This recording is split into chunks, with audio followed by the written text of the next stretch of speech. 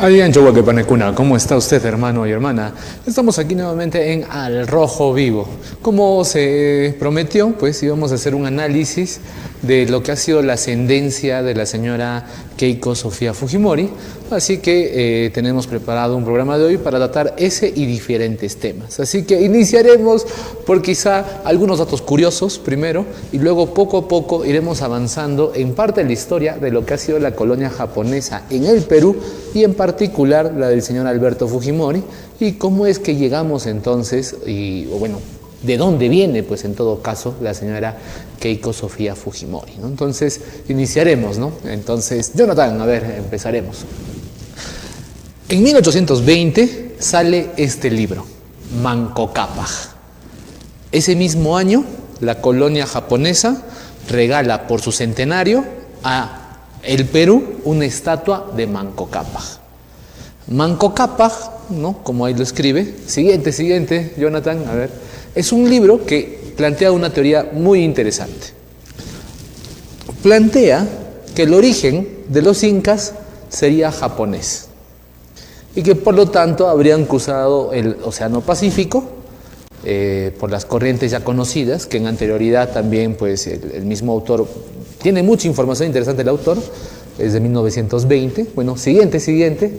Y lo que habría pasado, ¿no?, aquí en el país es que llegaron a Chile, a Arica, ¿no?, hoy Chile, antes Perú, y desde esa parte hubieran subido, ¿no? Y lo que hace es un rastreo de los nombres que tienen significado en japonés. Entonces, hace una relación y plantea incluso nuevas grafías u otros que tendrían la relación de las palabras del quechua, no del quechua, sino de las lenguas de lugares de la zona que no tienen necesariamente una traducción al quechua. Hay muchas palabras, incluso de origen inca, que carecen de traducción en el quechua, ¿no? Entonces, si bien localmente se maneja la hipótesis de que era el puquina, la lengua de los incas, pues este libro plantearía que podría haber habido una derivación del japonés y por ello se dedica a hacer ese análisis de palabras. Y lo que va a pasar es algo simplemente inaudito, ¿no? Entonces, a ver, siguiente. Por ejemplo, empieza a ver de que encuentra palabras como que inca también existe en el japonés y sirve para designar a un funcionario de alto cargo, ¿no? Se va dando cuenta de que, por ejemplo, por eso la parte inicial, ¿no? Para nosotros es Manco Cápac, ¿no? Pero para ellos sería Manco Cápac, ¿no? Entonces, curioso el autor. A ver, acercaremos la imagen, Jonathan, un poquito para ir mencionando en la segunda parte ya. Este libro maneja pues muchas curiosidades, ¿no? Entonces, Manco Cápac, el fundador del imperio incaico, fue japonés, ¿no? Entonces, Francisco de Loaiza, 1926, y propone la hipótesis de que Manco Cápac sería de origen japonés y que por lo tanto la cultura incaica sería una de las ramas de las ramas japonesas, ¿no? Entonces, curioso. No, nada más estamos informando, trayendo novedades para que ustedes vayan viendo y aprendiendo, ¿no? O sea, pueden investigar, pueden tomarlo en cuenta. Esto hasta podría ser un libro que reimpreso en la época actual podría ser un buen gesto diplomático, ¿no? De parte de la presidenta hasta ello, ¿no? ¿Quién sabe? Pero bueno, esto es una de las hipótesis que presenta el autor. A ver, más abajo, dentro de la misma imagen, Jonathan, a ver, ¿qué es lo que nos dice, no? Por ejemplo, que Manco originalmente debería ser Manaco, Cápac es Capa, o Capacu, ¿no? Entonces, hace comparación de sonidos, terminaciones, pronunciación de vocablos y encuentra similitudes lingüísticas entre el japonés y el quechua. Recordemos que el quechua que llega a nosotros ya es un quechua bastante intervenido por las diferentes etapas históricas, así que van buscando en libros antiguos y van encontrando esa coincidencia, incluso con palabras que ya estarían en desuso, ¿no? Entonces plantea esa hipótesis primero por comparación lingüística. La segunda es comparación religiosa. Inti y Amaterasu son dos figuras centrales dentro de la mitología japonesa y la mitología tahuantinsuyana. No solo que Japón es el país del sol naciente, también aquí el rito a Inti, el sol, pues es uno de los más importantes. No en vano, cada junio nosotros celebramos aquí el Inti Raimi, ¿no? La fiesta del sol, la más importante del Cusco, aunque no era el dios jerárquicamente más arriba que todos, pero dentro del culto popular, o sea, lo masificado dentro de la población, sí lo era, porque era algo que también podían ver, ¿no? Podían reconocer cosas en él. Ahora, la organización del Estado también hacen semejanzas, que es pues Inca, nobleza y organización imperial, o sea, casi como dos modelos calcados, ¿no? Y va haciendo esa relación, ¿no? Tanto la organización del Estado, las tradiciones, hace combinaciones religiosas. Por ejemplo, hay un culto al animismo de la naturaleza en Japón, y hay un culto al animismo de la naturaleza en el Perú, ¿no? Los apus en gran medida son montañas de las cuales que han estado más tiempo cerca de las cortezas más antiguas de la Tierra, por lo tanto son los mayores, ¿no? Dentro del planeta, donde estaría la memoria de mayor tiempo de existencia, ¿no? Entonces, hay ese animismo con el que vemos las cosas aquí, pues también lo comparten ellos, en contraste con lo que sería pues el mundo occidental, ¿no? Entonces, también hacen una semejanza musical y plantean cómo es que hay ritmos compatibles dentro de la estructura japonesa y la estructura andina tradicional. Entonces, interesante es este libro, que pues luego propone el mapa, ¿no? Que es la gran hipótesis, que habrían llegado a Arica, de Arica hubieran subido por Bolivia llegado al lago Titicaca, y del Titicaca se cumplirían las profecías que ya son ampliamente conocidas en nuestro medio, ¿no? Sobre todo la fundación histórica de Manco Cápac y Mama Ocllo, ¿no? Que también resulta que tiene un conjunto de palabras que tiene su paralelo en el japonés, ¿no? Entonces, aquí es uno de los libros interesantes. Y bueno, a ver, seguiremos bajando, y sobre todo ¿por qué este autor, no?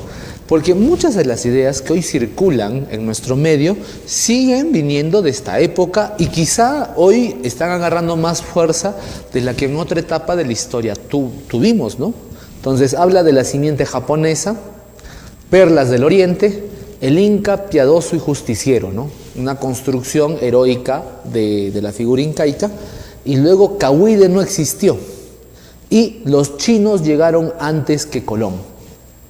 Hoy, cuando se va viendo, ¿no?, distintas relaciones, se va notando que el mundo antiguo estuvo muchísimo más conectado de lo que nos habían informado hasta el momento, ¿no?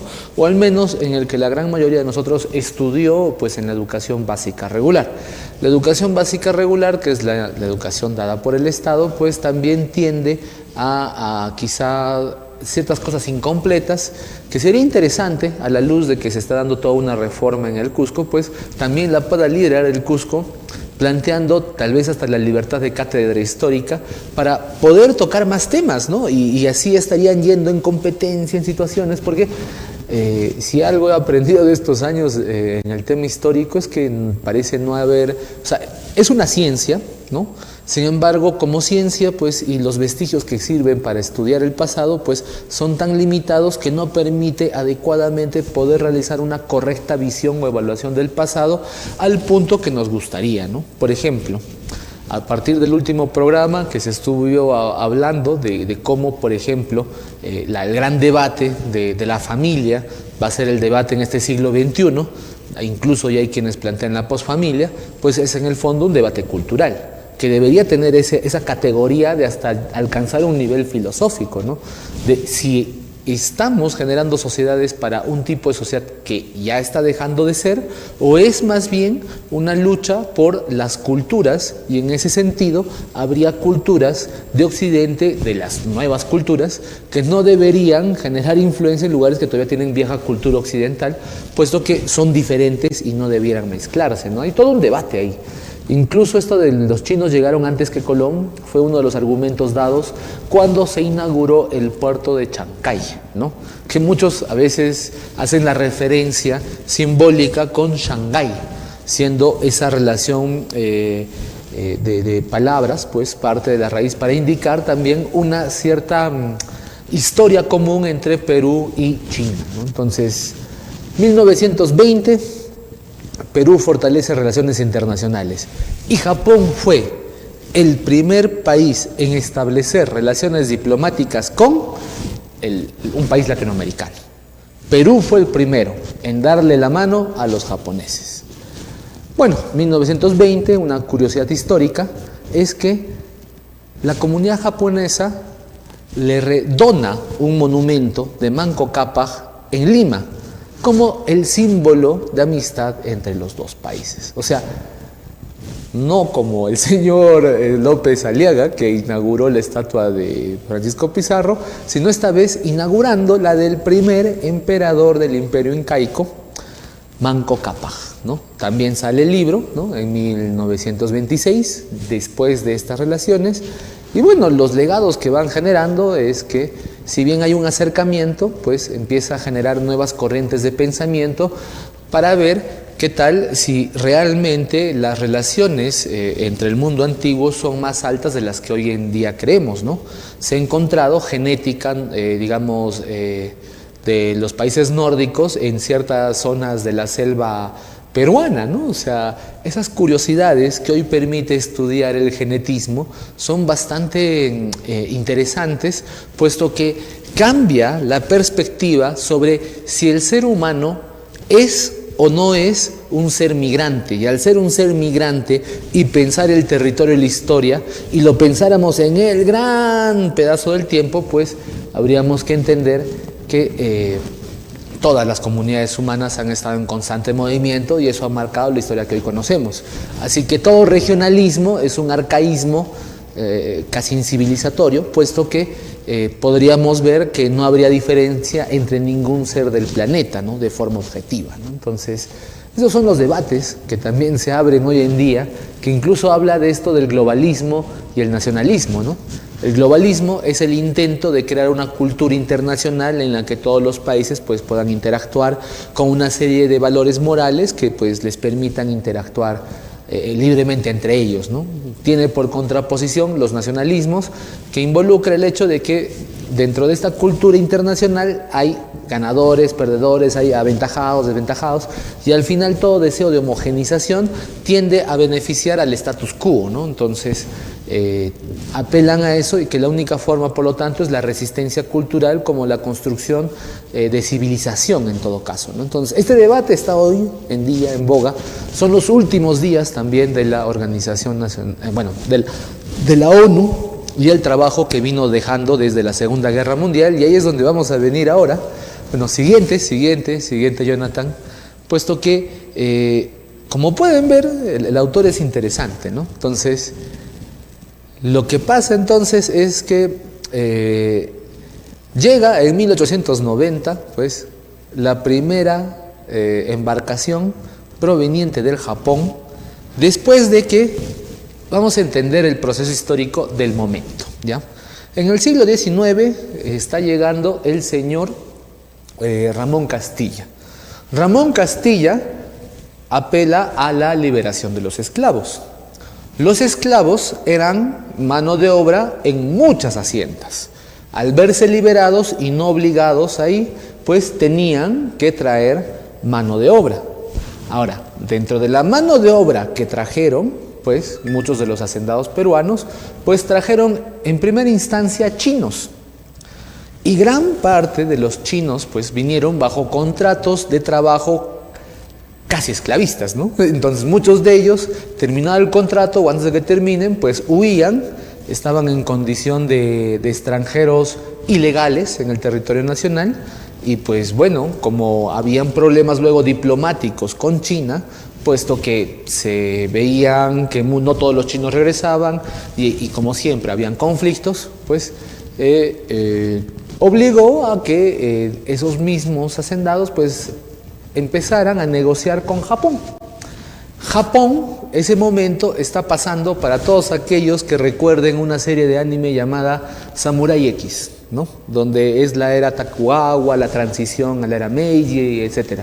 Pues esa época de guerras, conflictos y demás es esta época. Entonces muchos también en su deseo de huir de la guerra civil prácticamente que pasaba Japón, pues vinieron al Perú. Y dentro del Perú pues encontraron condiciones laborales que de nuevo eran de semi-esclavitud, ¿no? Entonces, siguiente central, a ver, estaremos yendo con que esa es una figura histórica, ¿no? Entonces, los primeros japoneses que llegan pues no vienen en condición privilegiada ninguno de ellos. Vienen para hacer el trabajo que había quedado libre después de la liberación de los esclavos negros. O sea, vienen en condición de agricultores de las grandes haciendas bajo un sueldo que era inferior al estándar nacional. Por eso traen, en lugar de mover campesinos de la sierra, prefiere traer extranjeros porque, bueno, cobran más barato, es menos problemático, ¿no? Entonces, trajeron muchos japoneses y esa fue la condición en la que llegaron. No es una condición de privilegio, no son grandes refugiados a los que les regalan tierra, no son grandes privilegiados del sistema. Vinieron en condición de reemplazo de esclavos para ser obreros de tercera categoría en el Perú. Siguiente, Jonathan. Entonces, y este es el inicio, pues, que trae a señor Alberto Fujimori, ¿no? Que tiene, pues, esta imagen es cuando él regresa al distrito en el cual nacieron sus padres, ¿no? Su padre, ¿no?, nace en un distrito japonés y regresa ahí después de, en sí por el distrito que postula Alberto Fujimori en Japón después de que dejó el país, fue pues por esa zona, ¿no? O sea, fue al lugar de origen de su padre para postular por él. O sea, el gesto terminó de esa manera, ¿no? Su padre, a ver, la siguiente central, a ver, hay una infografía interesante por ahí. Este es el árbol genealógico, ¿no? Ahí, más o menos bonito, didáctico, para que lo puedan observar. Y Naoki Fujimori, de Kumamoto, ¿no? Kumamoto es la foto anterior que vieron, donde Alberto Fujimori regresa, ¿no?, en Japón y se decide residir por un tiempo. Noichi Fujimori llega la primera vez aquí en 1898, ¿no?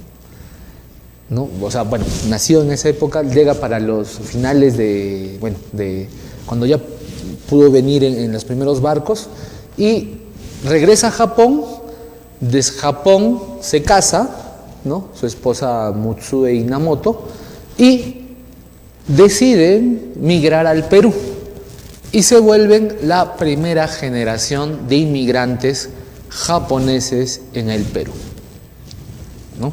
Entonces, Alberto Fujimori nació en el Perú y, bueno, parte de su desarrollo, de su crecimiento, la pasó pues en el distrito de La Victoria.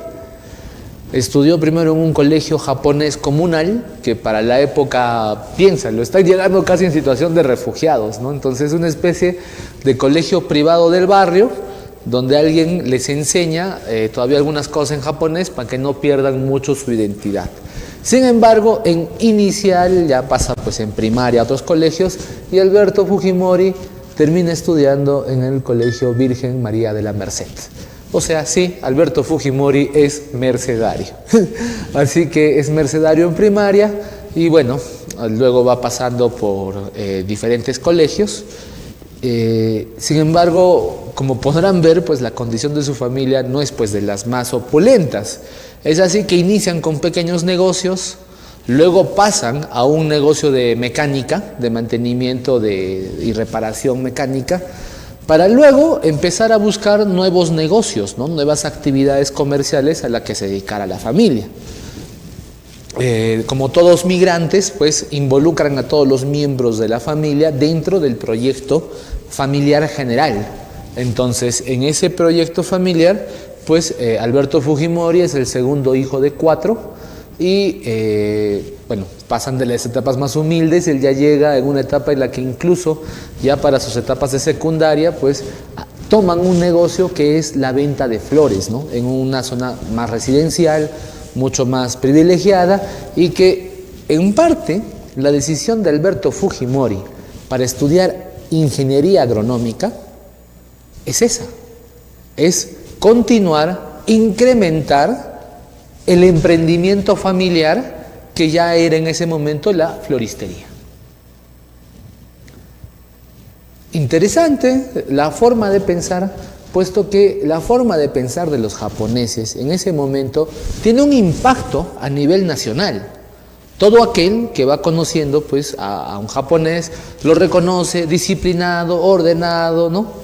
Constantemente metódico y bastante aplicados o disciplinados, ¿no? Si algo caracteriza incluso a Japón hoy en día es su disciplina fuerte, ¿no?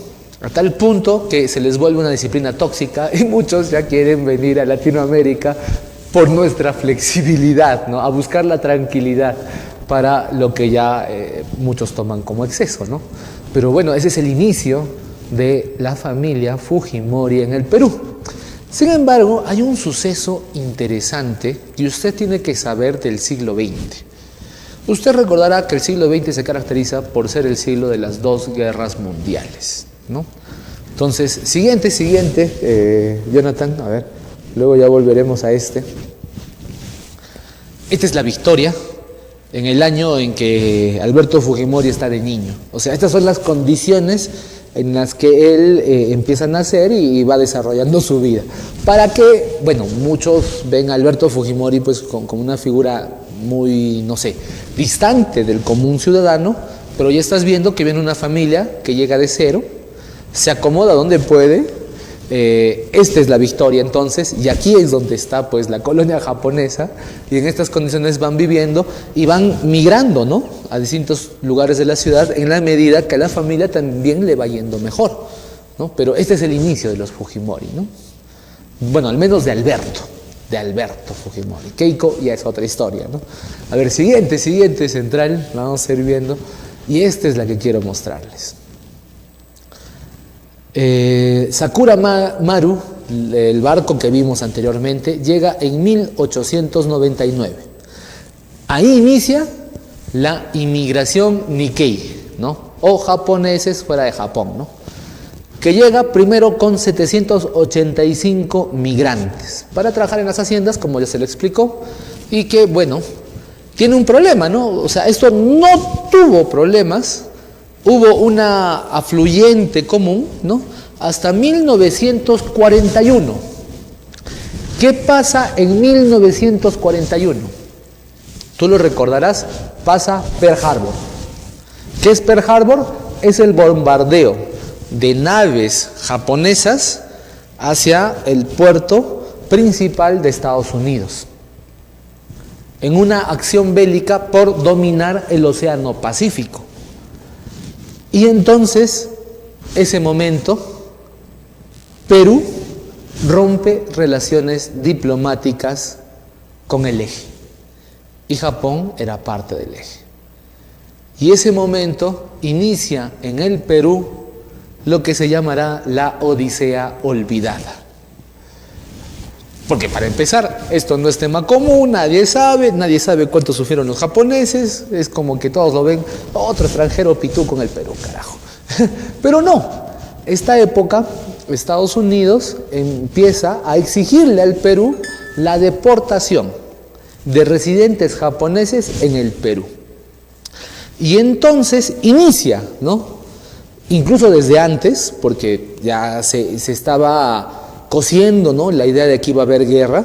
Desde el 30 existe recelo a todos los potenciales espías que pueda haber, y se consideraba que esos japoneses que habían venido en condición de agricultores, ¿no?, huyendo de la pobreza de Japón, pues tenían espías dentro. Entonces, desde los años 30, estalla luego en 41 Pearl Harbor, pues la paranoia, ¡puf!, para arriba. O sea, nadie negaba el trabajo, la disciplina, el rápido ascenso de los japoneses en el Perú, que recordemos, llegaron sin nada, o sea, están partiendo de cero, y que están teniendo un crecimiento que, bueno, muchos hoy también lo están experimentando, ¿no?, después de las constantes migraciones que se ha dado desde los 80 en adelante, ¿no? Y en esa época, el Perú deportó, pues, 1.771 personas, que representaban cerca del 80% de todos los japoneses latinoamericanos que fueron enviados a Estados Unidos. O sea, los campos de concentración, como Crystal City en Texas, ¿no?, donde ocurrió todo tipo de cosas, ¿ya? Muchos de esos japoneses fueron usados para intercambiar rehenes. Y Estados Unidos usó a japoneses peruanos para obtener a soldados estadounidenses de vuelta. Y el soldado, o sea, ese campesino japonés que había hecho su vida y demás, había logrado crecer, poner empresas, desarrollarse económicamente, pues fue enviado a Estados Unidos y devuelto a Japón para que empezara de cero nuevamente, ¿no? ¿Qué pasó con el Estado peruano? Pues el Estado peruano confiscó la propiedad de todos esos japoneses a los cuales enviaron a Estados Unidos. 15 tandas de deportación entre 1942 y el 45. Salieron del puerto del Callao. 46, pues son considerados apátridas y no pueden regresar al Perú. El Estado peruano confisca todas las propiedades. Y ustedes se preguntarán, oye, pero acá Fujimori ya existía, ¿no? Pues sí, Fujimori creció en un ambiente, primero, de xenofobia, por ser de origen japonés, pero no lo deportaron porque era pobre, porque su familia estaba de clase en ascenso. ¿A quiénes deportaron el Estado peruano, no? A empresarios, a líderes de comunidades, ¿no?, a todo líder social de la comunidad japonesa, o sea, prácticamente a toda su élite, ¿no? Agarraron, la deportaron, se quedan los pobres, ¿no?, para que sigan trabajando en el Perú, ¿no? Entonces, esto fue la Odisea olvidada, que en 1988, pues, pide que recuperar esas libertades, ¿no? Y se hace la ley de la lucha por la reparación, ¿no? Y que trata de resarcir, ¿no?, el daño a varias de las víctimas de esta Odisea olvidada, ¿no?, que es prácticamente una de las vergüenzas nacionales frente a un país del extranjero, ¿no?, que es hacia los migrantes japoneses, porque luego se descubriría, pues, que gran parte de las personas que el Perú envió, nada que ver, pues, o sea, como la mayoría llegaron en condición de trabajadores mal pagados, pues realmente habían creado riqueza acá en el Perú. Entonces el Perú confiscó riqueza hecha de forma legítima en el territorio por un tema xenófobo de la época, que era la guerra mundial, la Segunda Guerra Mundial, en la que el Perú fue aliado de Estados Unidos y muy aliado de Estados Unidos, ¿no? O sea, fue muy afín al eje occidental, ¿no? Entonces, estas cosas pasaron, Fujimori pasó en el medio, así que no creció en cuna de oro, como muchos, tal vez, bueno, así inicia, ¿no?, los Fujimori en el Perú. Bueno, siguiente. A ver, seguiremos hablando un poco de lo que ha sido, pues, estos años para el Perú. Alberto Fujimori, toda su trascendencia, puesto que ya murió, ya para bien o para mal, ya murió, y una parte de la historia se ha ido con él. Esta parte de la historia es la de Alberto Fujimori, que hoy su hija está llegando nuevamente a la presidencia, y que, bueno, creo que la historia de Keiko es mucho más conocida que la historia de Alberto Fujimori, saber que es la segunda generación de migrantes y que estuvo en una época donde el Perú entregó a Estados Unidos de forma prácticamente aleatoria, ¿no?, porque no hicieron investigación, simplemente tiene plata, mándalo, está liderando algo, mándalo, hay que quedarnos con lo suyo, ¿no? Entonces, durante mucho tiempo esa fue la vida, el entorno en el que crece Alberto Fujimori, y bueno, nace en La Victoria, como se mostró, 28 de julio de 1938. Y el primer barrio, como les decía, es La Victoria. Van migrando de barrio en barrio y lo interesante serían los colegios en los que estudió, ¿no? Primero era un colegio de comunidad japonesa, luego estuvo en Nuestra Señora de la Merced en Girón de la Unión, o sea, fue mercedario prácticamente desde el 45 al 51. Luego cambia, justamente porque la guerra, como le estábamos mostrando, suben las tensiones y dicen, no, es espía, hay que sacarlo. Y lo envían pues a otro colegio, ¿no? Empieza ahí a moverse y termina llegando a la gran unidad Alfonso Ugarte, ¿no? En San Isidro.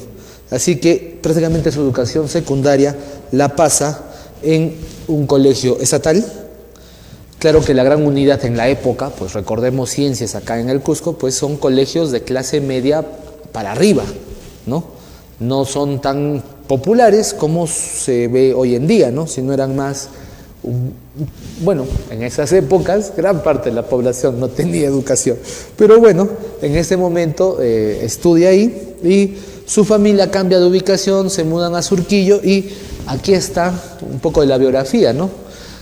Alberto Kenya Fujimori pues se identifica como católico, cristiano católico. Sus padres son budistas, recordemos que son japoneses de primera generación y él es peruano de primera generación. Como peruano, crecido en el Perú, en colegios peruanos, con otros peruanos, se enfrenta a los fenómenos del Perú, la idiosincrasia peruana, con influencia de la casa, que es pues la casa japonesa, y esa es la identidad que llegaría a tener, ¿no? Tal cual como es la identidad de cualquier familia migrante hoy en día en el Cusco, ¿no? Imaginemos una familia migrante de Paucartambo que cada vez les lleva a Paucartambo para las fiestas, les lleva a las chacras, les enseña a las familias paucartambinas y procura atender a las reuniones de paucartambinos en el Cusco, ya sean para cargos o fiestas de la familia, ¿no? Entonces, esa actitud que tienen muchos migrantes en el Cusco, que sean de comunidades campesinas, sean de otras provincias, sean de capitales de distrito, etcétera, pues también la tuvo el señor Kenya Fujimori. La pregunta es, ¿eso hace o no hace alguien peruano, ¿no? De compartir un destino común a partir de justamente crecer en común, ¿no? O sea, una cosa sería que alguien llegara a los 38 años y trata de adaptarse, y otra cosa es que creció acá y creció en ese contraste, ¿no? En ese contraste. Pues bueno, el señor Alberto Fujimori fue el primer lugar en ingresar a la Universidad Agraria La Molina. Después de eso tiene estudios en física y una maestría en matemática. Se va a un desarrollo altamente fuerte en el lado académico y logra, por lo tanto, hacerse una carrera como docente universitario en la Universidad Agraria La Molina también, ¿no? Entonces, es reconocido porque ha mantenido bastante desarrollo técnico y en su momento, pues en Wisconsin, ese desarrollo sobresaliente, ¿no? Le permite obtener posgrados en Francia y Estados Unidos. O sea, Alberto Fujimori tuvo una destacada carrera educativa. En todos los colegios que estuvo, destacó en los primeros lugares y, bueno, también en la postulación a la universidad, y a partir de ello, pues, inicia su carrera como docente, en la cual, pues, empieza a crecer, ¿no? Su poder inicia en sí en 1984, desde el cual ingresa como rector y a partir de ser rector, pues, empieza a liderar reformas institucionales complejas que le hacen ganar pues cierta reputación positiva a nivel de las universidades públicas de todo el país, ¿no? O sea, su liderazgo entonces se vuelve un liderazgo académico, político, técnico, con la variable técnica como la más importante, y a partir de eso inicia su desarrollo. Luego va a tener un programa en la comunicación pública que se llama Concertando, ¿no? Que le otorgó mayor visibilidad y es parte de su crecimiento y ascenso político, ¿no? Luego llegan los 90, el 89, y ahí es donde se dan los escenarios, ¿no? Entonces, Alberto Fujimori, universidad pública, rector de universidad pública. Su liderazgo era con el sector nacional de universidades públicas, que por lo general está asociado a la izquierda, ¿no es cierto? Entonces, Alberto Fujimori evidentemente llega con un movimiento político más tirado hacia la izquierda. El contraste para el momento es el señor Mario Vargas Llosa. El señor Mario Vargas Llosa, ¿cuál es su característica? Que él hace alianza con partidos tradicionales que estaban en contra del APRA, que es el partido que está pues en ese momento en el gobierno, ¿no? Con la oposición. Entonces se alía con el PPC y con Acción Popular, y el Movimiento Libertad, que es el que él dirige, pues lidera a esos otros dos partidos y se genera pues el partido político con el cual se lanza las elecciones. Cambio 90 genera la unión entre el Partido Aprista Peruano. Recordemos que se hacen llamar pues la izquierda democrática. Cuando uno lee las ideas, pues gran parte de las, incluso sindicatos nacionales, han sido inaugurados por el Partido Aprista, ¿no?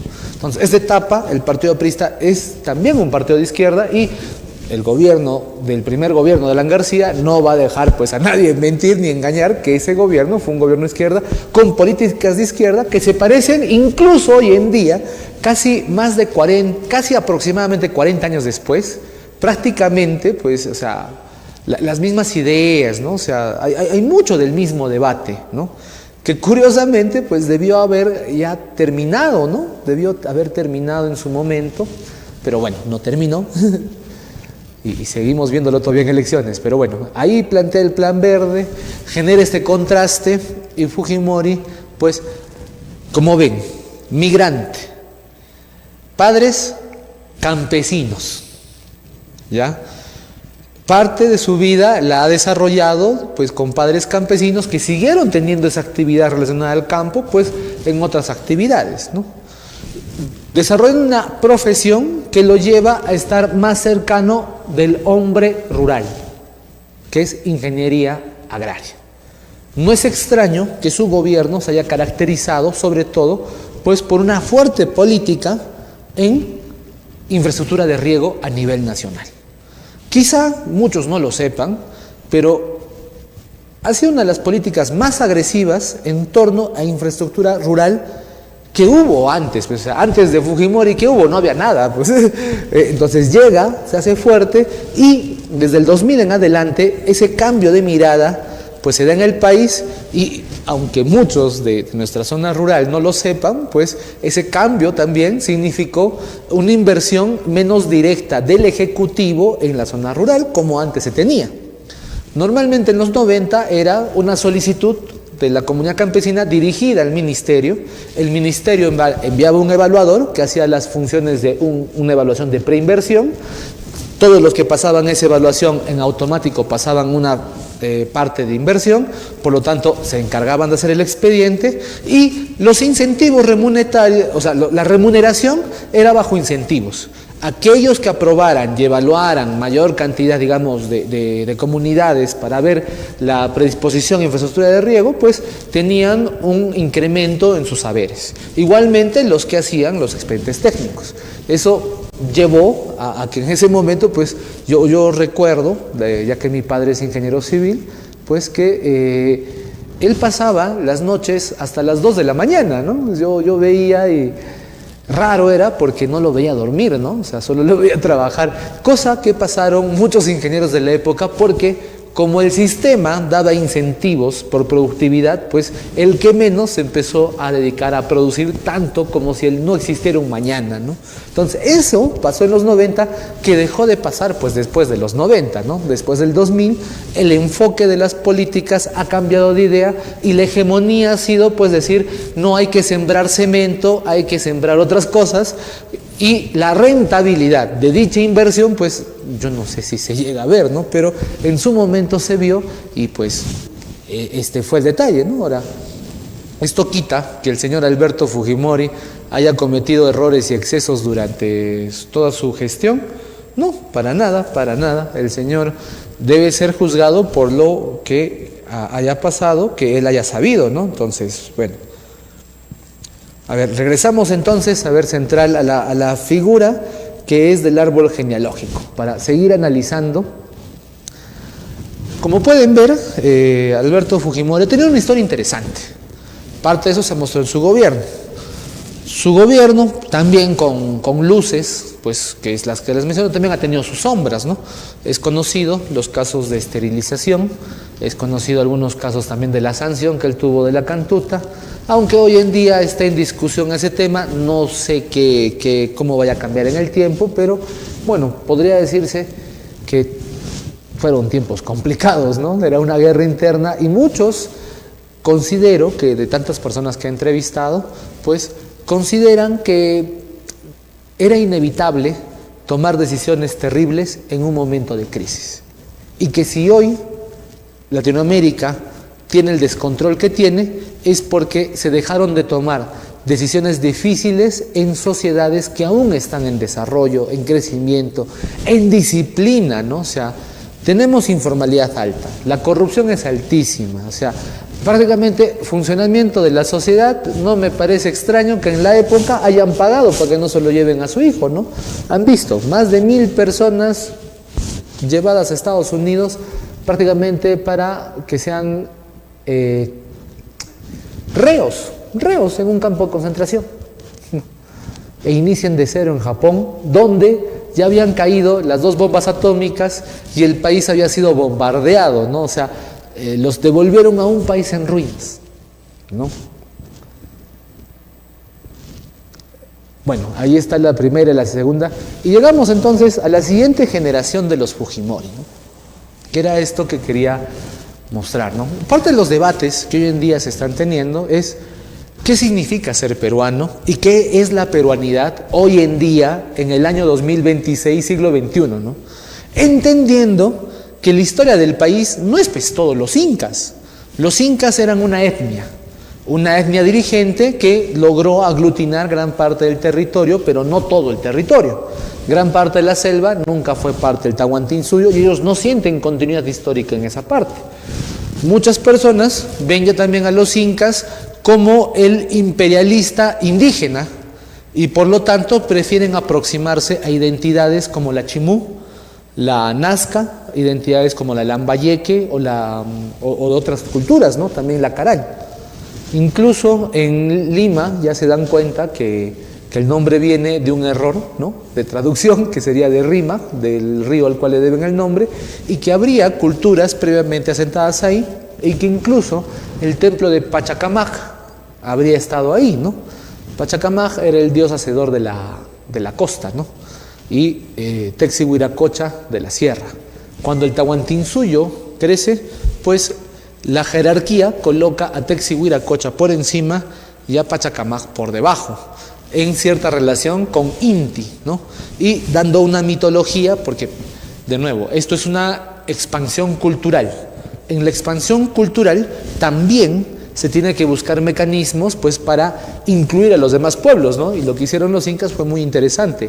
El panteón de dioses es en sí la integración de todos los pueblos en una historia común, ¿no? Interesante.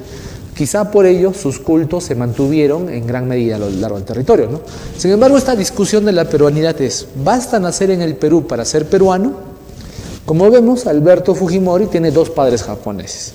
Similar condición a la que tiene Susan Iguchi, ¿no? Que fue su esposa y la madre de Keiko Sofía Fujimori.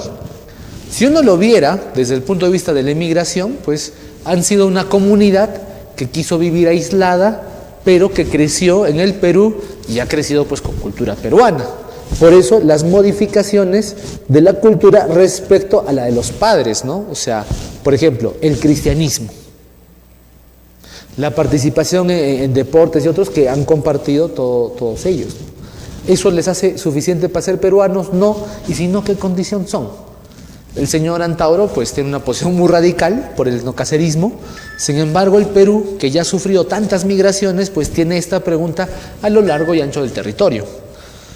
Acá nomás en Cusco tenemos a Pilpinto, tenemos otras provincias, incluso, ¿no? El propio señor Guido Bellido, conocido como Puca Bellido, no me van a decir que ven en él pues a un poblador indígena de los Andes, ¿no? O sea, es pelirrojo, es blancón, o sea, él también tiene algo que está viniendo de otro lado, ¿no? Entonces,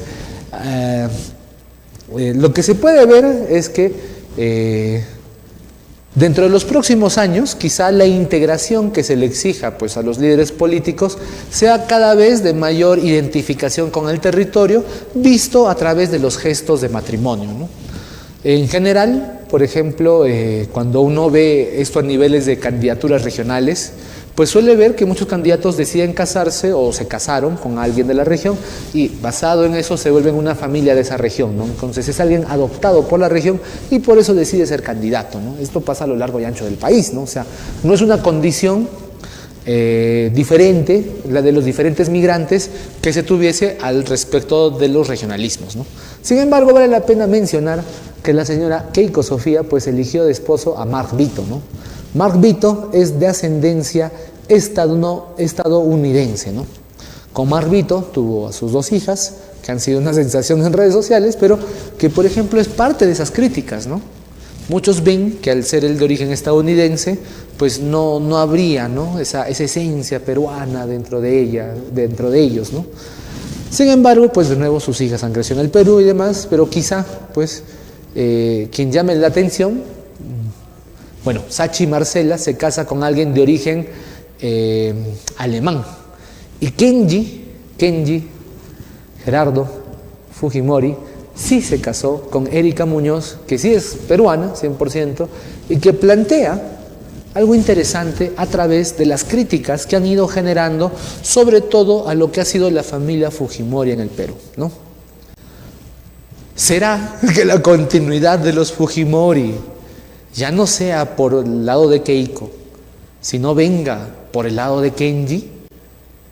En alguien que reduzca las críticas que los sectores más radicales del sector nacional, ¿no? De la extrema izquierda, que normalmente tienen pues su base de operaciones en el sector rural nacional, ¿no? El cual se identifica con la tradición indígena local en mayor o menor medida, pero que, bueno, ve, aparte de la élite política y demás, pues como migrantes residentes en el Perú.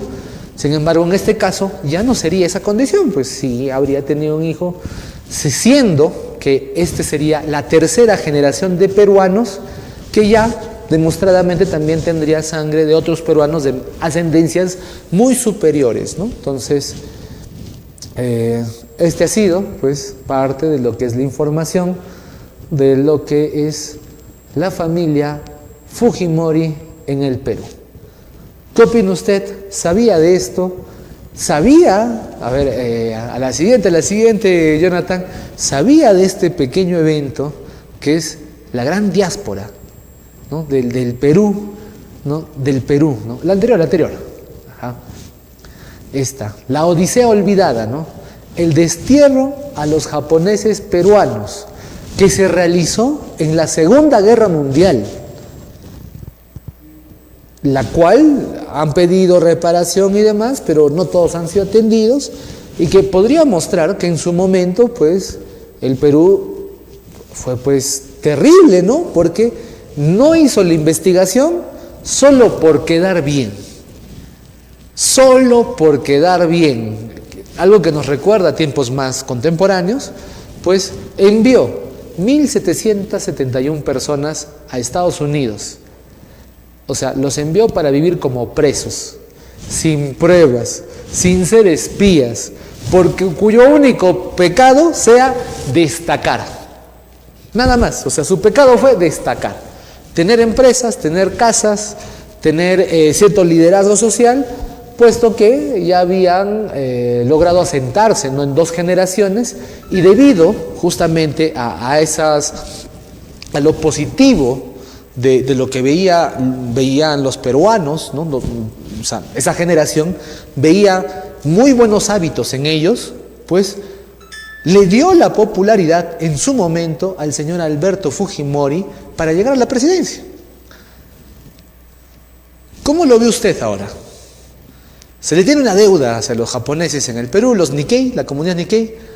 No, eso es tiempo pasado. Más bien, hagamos el mestizaje Nikkei y arreglemos disputas, también puede ser una aseveración, puesto que hace poco, ¿no?,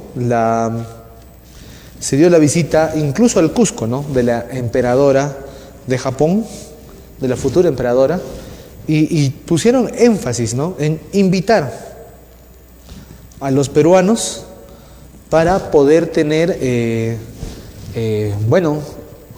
poder ir a Japón y tener descendencia central. No sé si nos puede poner esa noticia, ¿no?, de cómo premier y emperadora japonesa invitan a peruanos a visitar el Japón, ¿no? Entonces, ya para cerrar este programa, pues, como pueden ver, ha habido una historia en todos los pueblos en nuestro país y muchas de estas historias no son bonitas, pues. Entonces, aunque cada uno de los pueblos ha sufrido distintos niveles de opresión, control y demás, pues más de uno de ellos también ha visto, pues, un futuro en el país y ha tirado raíces.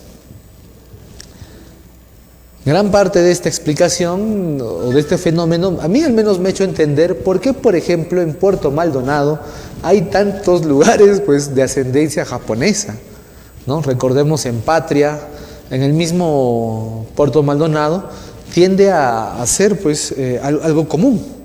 Y es, pues, la persecución que ocurrió en el Perú los terminó por aislar hacia las poblaciones más lejanas. En este caso fue ello, ¿no?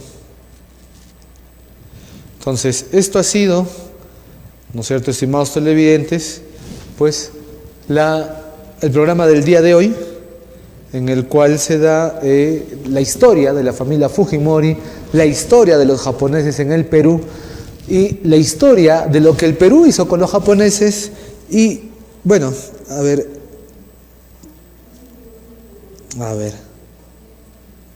ya está en las páginas desde el año pasado de Japón que se puede ingresar sin visa a Japón, y hay una política generalizada de Japón, y por ejemplo es la invitación directa a ir a Japón a poblar, ¿no?, a repoblar el continente, siendo que es uno de los más bajos, con la tasa de nacimientos más baja, ¿no? Entonces,